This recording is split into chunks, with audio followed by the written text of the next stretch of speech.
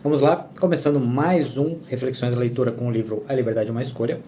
E hoje entramos no capítulo 10, O Nazista em Você, a Prisão do Julgamento. Lembrando que se você quiser aproveitar esses ensinamentos do Liberdade é uma Escolha e outros tantos conhecimentos já dos outros livros, né?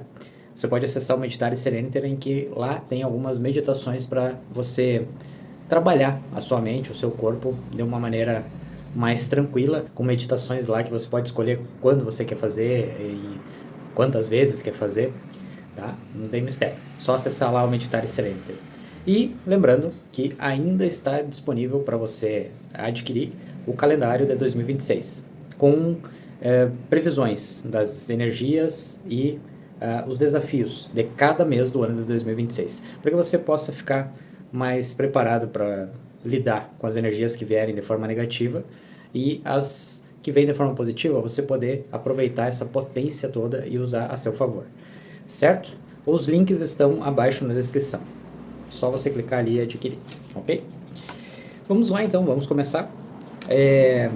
Como hoje está muito quente, calor, eu resolvi deixar a janela aberta, então possivelmente vai ter som de carro, moto passando. Espero que não interfira tanto no áudio aí que vocês vão escutar e que dê para você aproveitar bem aí essa leitura, certo? Vamos começar. Quando Audrey e eu estávamos na Suíça no ano passado, fiz uma palestra para um grupo inspirador de executivos e coaches de liderança no Instituto Internacional de Desenvolvimento de Gestão, uma das melhores escolas de negócios da Europa. No jantar, depois da palestra, os participantes me surpreenderam com seus cordiais brindes de agradecimento e reconhecimento. Um homem em particular me impressionou. Alto, o cabelo ondulado, começando a ficar grisalho, o rosto magro, marcado pela tristeza e o olhar inteligente. Ele disse que as minhas palavras sobre o perdão lhe soaram como uma dádiva. Já com o rosto coberto de lágrimas, comentou: Eu também tenho uma história. É muito difícil falar disso. Audrey percebeu meu olhar. Algo se passou entre mim e aquele homem. Talvez o reconhecimento silencioso dos efeitos colaterais do trauma, a dor que se perpetua quando um segredo é guardado. Assim que o jantar terminou, Audrey pediu licença e se embrenhou na multidão, até a mesa do tal homem. Quando voltou, ela disse: Ele se chama Andreas, e você com certeza precisa ouvir a história dele. Nossa agenda estava lotada, mas Audrey conseguiu marcar um almoço com Andreas no dia seguinte, antes de embarcarmos de volta para casa. Com um jeito tranquilo e atencioso, ele apresentou parte de sua história pessoal, peças de um quebra-cabeça que montou ao longo do tempo. Na primeira peça do quebra-cabeça, ele tem 9 anos e está com seu pai numa exposição numa pequena cidade nos arredores de Frankfurt. Filho, esta é a lista de todos os prefeitos dessa cidade, afirma seu pai e aponta para um nome: Hermann Neumann. Hermann é o nome do meio de Andreas. O dedo do pai indica o nome e seu tom de voz peculiar, que mistura tristeza, raiva, saudade e orgulho. Afirma: Este é seu avô. O avô de Andreas morreu uma década antes dele nascer. Andreas não tinha qualquer referência pessoal dele, nenhuma ideia do tipo de homem que ele foi. Qual teria sido a sensação de se sentar em seu colo ou de escutar uma história contada pelo avô? Ninguém nunca havia falado de seu avô. Na verdade, pairava um silêncio pesado sobre a figura do patriarca da família. Ele pressentia que esse avô ausente tinha algo a ver com a melancolia que se infiltrava nos olhos de seu pai e de seus tios. Ele era jovem demais para entender que só havia uma maneira de alguém ser indicado para um cargo administrativo na Alemanha entre os anos de 1933 a 1945. Outros 9 anos se passam até que a próxima peça do quebra-cabeça materialize-se. Andreas acabara de voltar para a Alemanha depois de 1 ano de intercâmbio no Chile. Seu tio, depois de anos lutando contra o alcoolismo, havia morrido. E ele foi ao apartamento do tio para liberar o espaço de armazenamento do porão. Depois de deixar seus olhos se ajustarem à luz fraca do porão, começou a verificar as prateleiras cheias de livros e objetos, tentando calcular quanto tempo levaria para terminar. Um baú de madeira com uma etiqueta chamou sua atenção. A etiqueta lhe lembrava algo que ele não conseguia identificar. Ao se aproximar, viu que era uma etiqueta da alfândega de Arica. ou Arica, no Chile, datada de 1931, e com o nome de seu avô. Porque ninguém da família mencionou, quando Andreas partiu para o Chile, que seu avô também tinha ido para lá?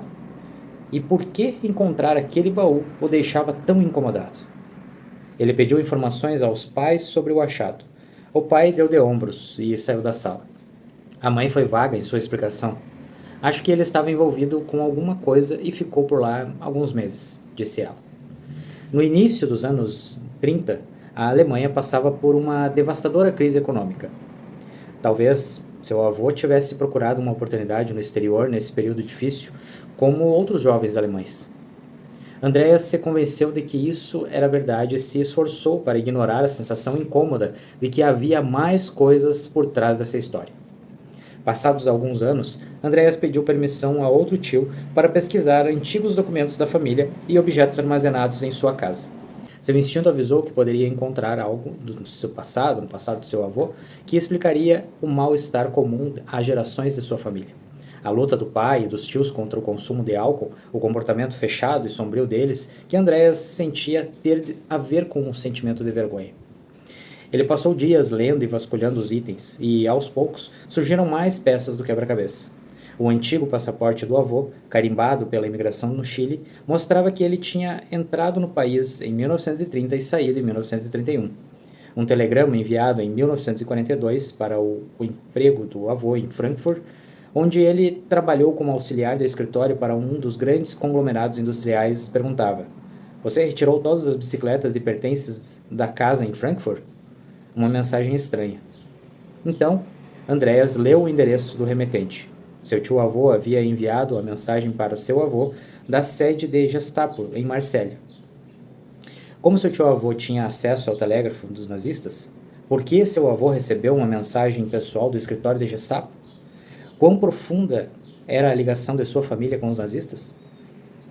Ele continuou pesquisando os documentos e encontrou uma carta de um amigo da família informando que seu tio-avô havia morrido durante a guerra numa missão de retirada da França, quando seu carro foi atingido por uma mina. Nenhum objeto pessoal ou etiquetas de identificação foram recuperados da explosão. Também encontrou cartas de seu avô para sua avó, escritas de um campo de prisioneiros da guerra no sul da Alemanha, depois da guerra. Que acusações justificadas ou não levaram seu avô à prisão? Andreas continuou pesquisando, mas só se deparava com becos sem saída. Apesar da prisão de seu avô, parecia não haver nenhuma prova de um julgamento ou investigação sobre quaisquer atos criminosos.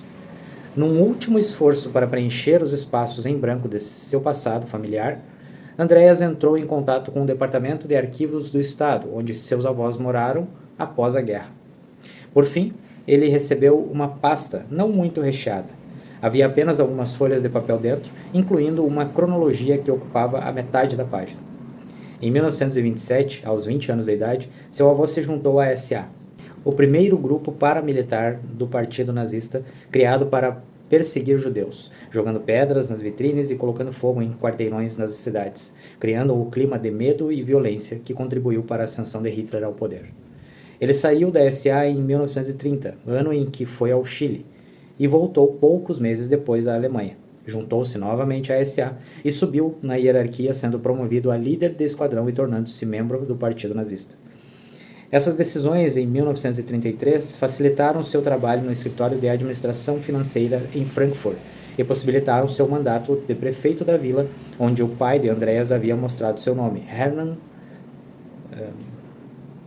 Neumann, as 4 sílabas que denotavam o legado sombrio que ele herdara.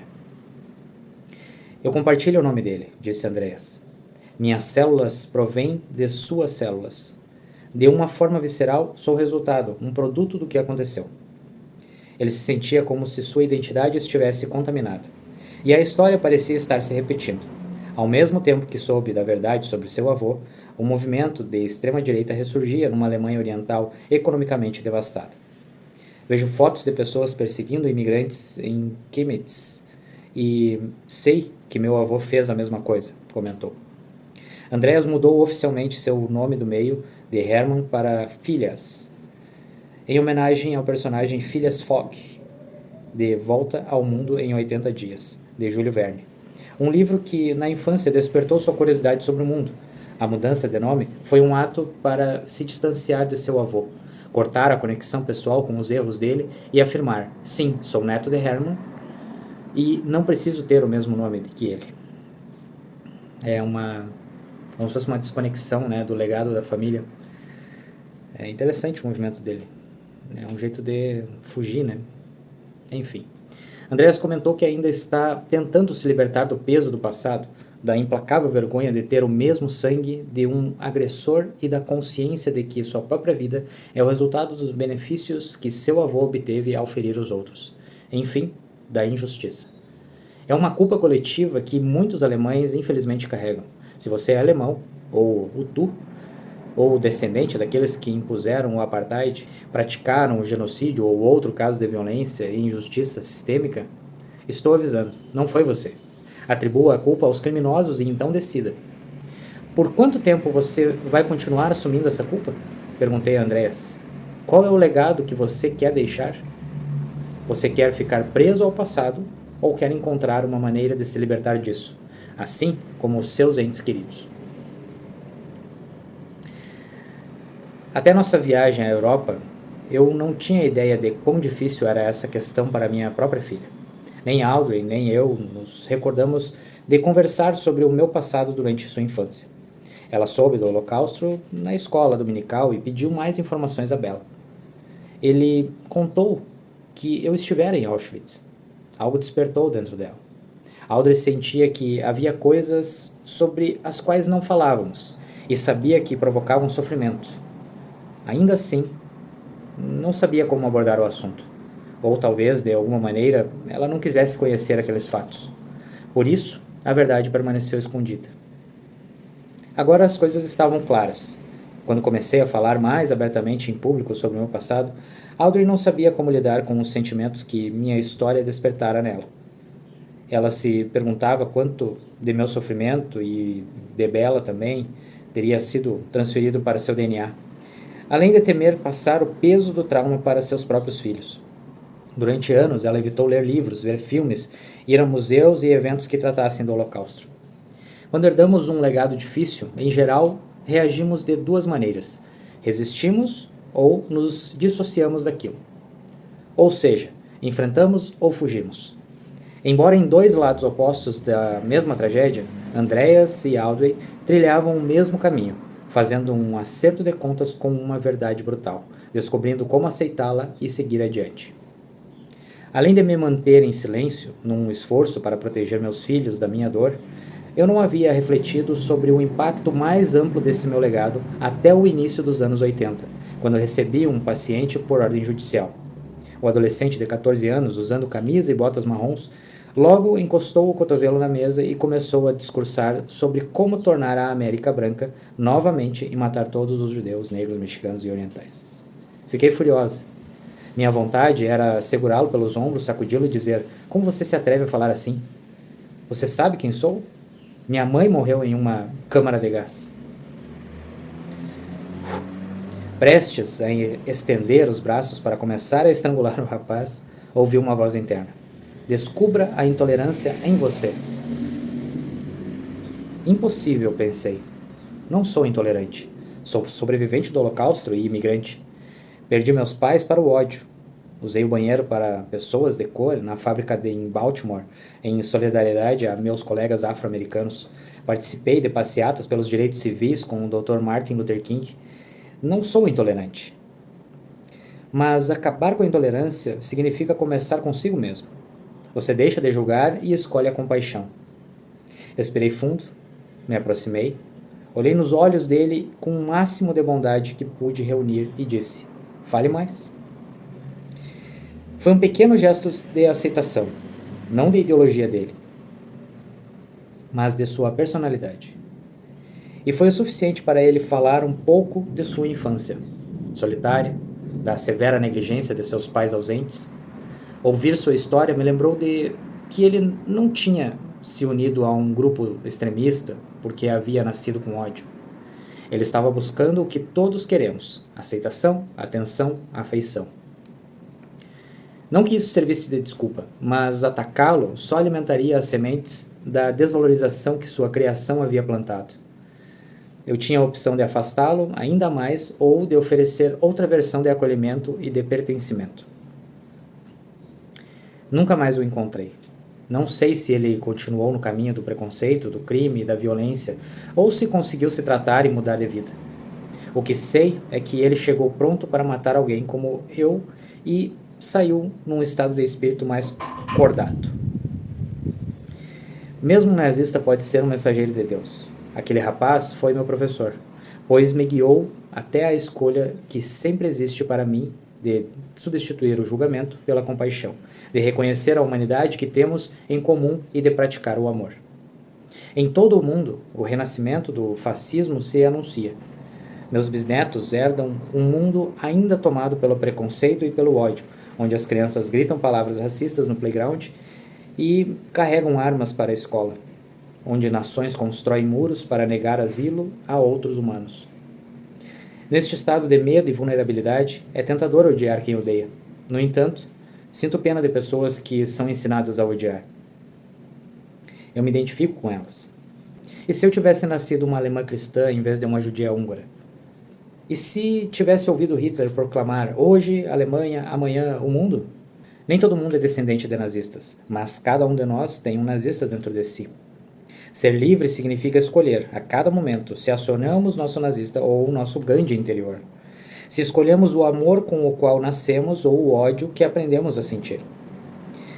O nazista interior é a parte de cada um que tem a capacidade de julgar e de recusar a compaixão, que nega a permissão para ser livre e faz dos outros suas vítimas quando as coisas não saem do jeito. Ou do seu jeito, né? Ainda estou aprendendo a me libertar do meu nazista interior.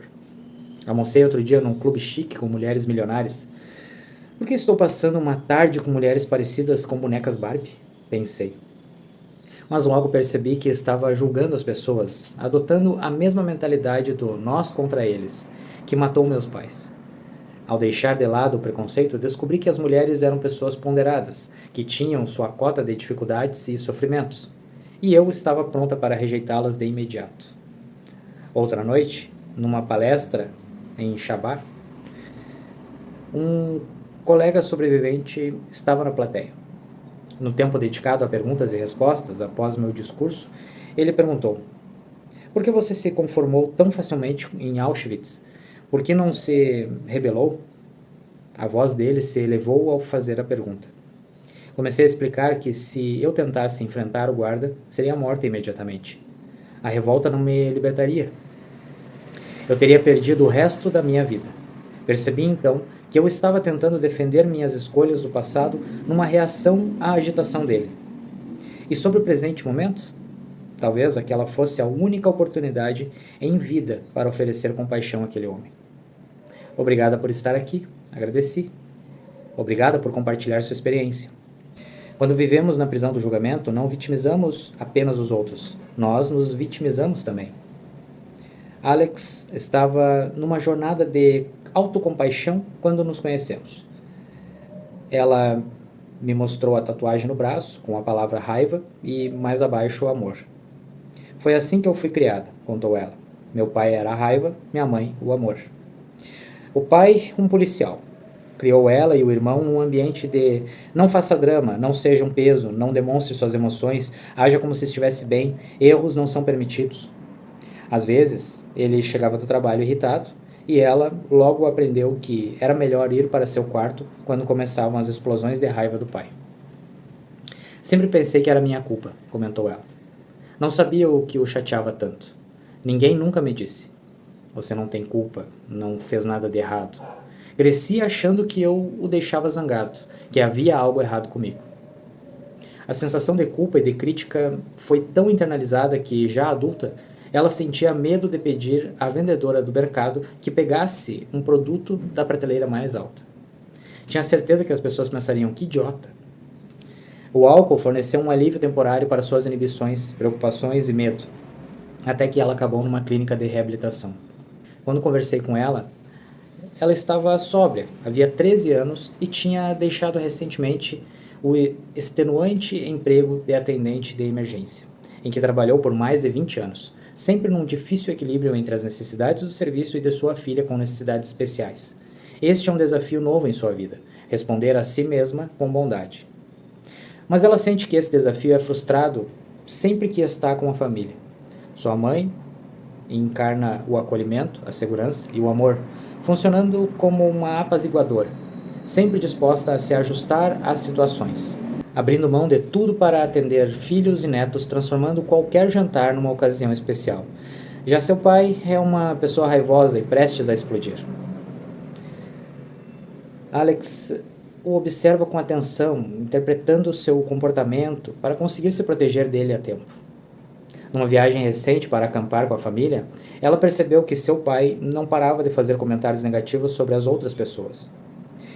Quando as pessoas da barraca ao lado da nossa começaram a arrumar as coisas para ir embora, meu pai disse: "Esta é a minha parte favorita, observar os idiotas tentando descobrir o que estavam fazendo.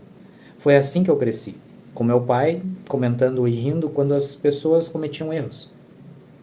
Não é à toa que eu achava que todos pensavam coisas horríveis de mim. Por essa mesma razão, eu ficava atenta a qualquer careta ou sinal de contrariedade, qualquer coisa que me ajudasse a evitar que meu pai se zangasse. Passei a vida com medo dele. A pessoa mais detestável é o seu melhor professor", disse a ela. "Ela ensina a perceber em você o que você não gosta nela. Então, quanto tempo você gasta para julgar a si mesma? Tendo medo de si mesma?"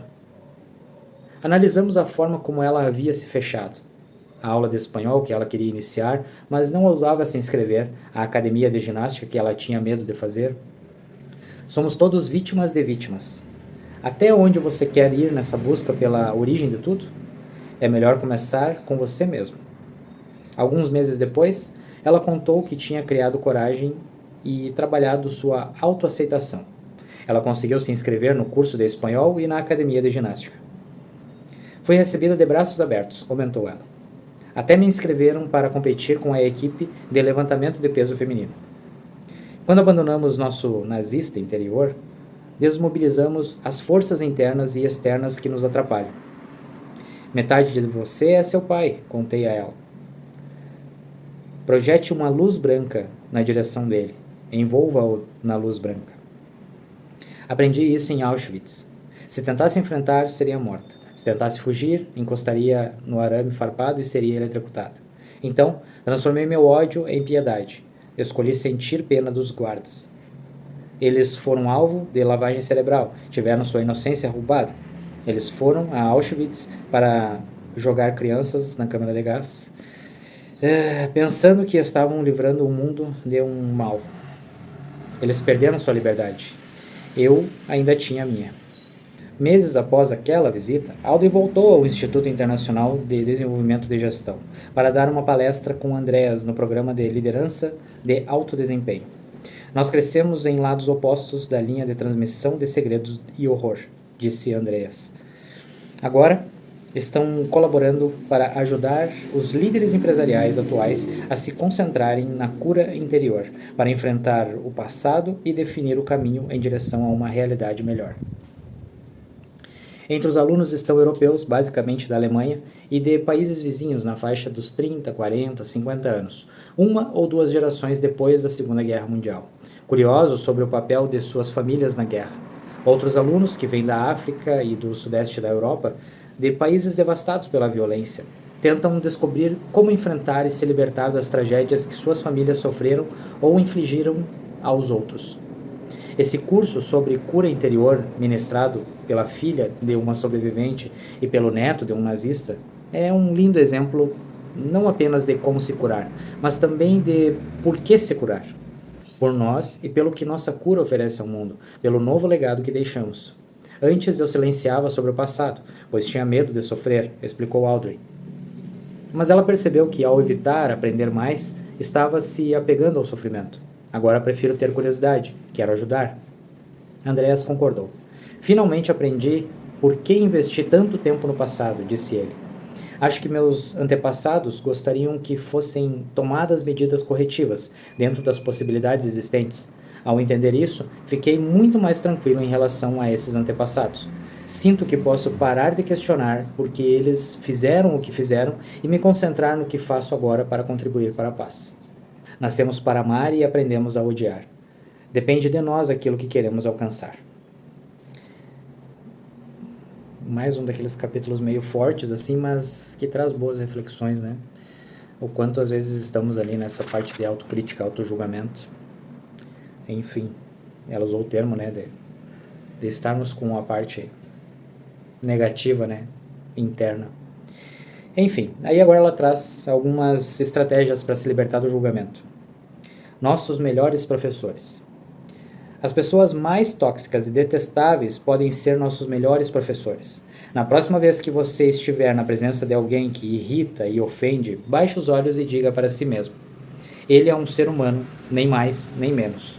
Humano como eu. Depois pergunte: o que você tem para me ensinar? É um bom exercício.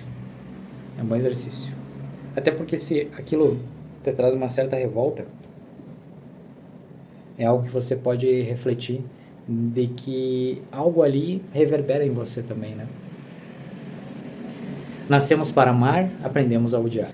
Prepare uma lista com as mensagens que ouviu ao longo da vida, que dividiam as pessoas em categorias nós, eles, bom, ruim, certo, errado. Faça um círculo em todas as mensagens e descreva como você vê o mundo hoje. Observe o que você talvez esteja insistindo em julgar. Como esse julgamento afeta seus relacionamentos? Ele limita suas escolhas ou sua capacidade de assumir riscos? Qual é o legado que você quer passar adiante? Não podemos escolher o que nossos antepassados fizeram ou o que foi feito a eles, mas podemos criar um legado a transmitir. Escreva a receita para uma vida realizada. Pegue as coisas boas do passado de sua família e acrescente seus próprios ingredientes. Deixe algo delicioso e nutritivo como base para a próxima geração. Muito bom. É um capítulo que, de novo, né, mexe bastante assim, em algumas questões, algumas crenças, às vezes, que a gente vê a família repetindo. Mas é um jeito de você se libertar disso, de não precisar replicar o que você vê, muitas vezes, a sua família fazer ou saber o que a sua família já fez, né? Muito bom. Então, no próximo capítulo, capítulo 11, teremos: se eu sobreviver hoje, amanhã serei livre. A prisão da desesperança. Então, nos vemos em breve. Gratidão mais uma vez por você estar aqui e até mais.